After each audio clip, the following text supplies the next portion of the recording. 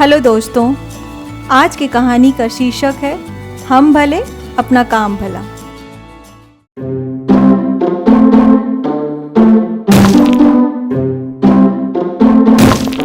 दीनदयाल पत्थर तोड़ने का काम करता था। वह दिन भर मेहनत करता और अपना गुजारा चलाता था। एक दिन पत्थर तोड़ते हुए उसे दोपहर हो गई। वह पत्थर तोड़ते तोड़ते थक गया था।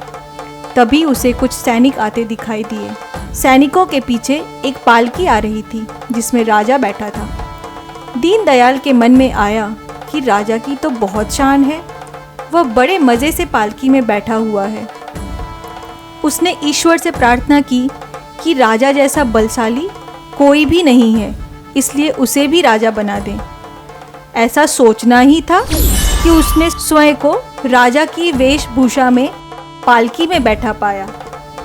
यह देखकर वह बहुत खुश हुआ। थोड़ी ही दूर पहुंचकर उसे पालकी में गर्मी लगने लगी। उसने बाहर झांककर देखा तो सूर्य तेजी से चमक रहा था। तभी उसने मन ही मन कहा, सूर्य तो राजा से भी बलशाली है, वह राजा को भी परेशान कर देता है। राजा का सूर्य पर कोई वश नहीं चलता। हे ईश्वर, मुझे सूर्य ही बना देते। तभी वह सूर्य बन गया और आसमान में चमकने लगा। दीनदयाल को बहुत खुशी हुई। इतने में ही बादल आ गए। उन्होंने सूर्य को ढक दिया। धरती पर पड़ रही सूर्य की रोशनी कम हो गई।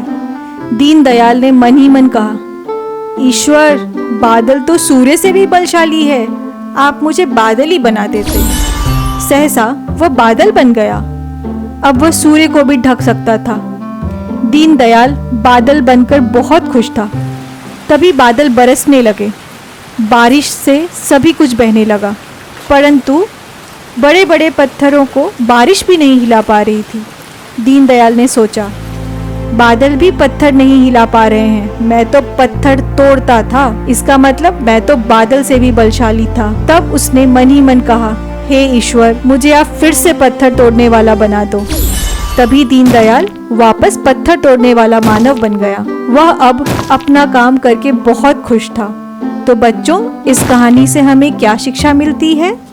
हमें अपना काम खुशी से करना चाहिए। कोई भी काम छोटा या बड़ा नहीं होता।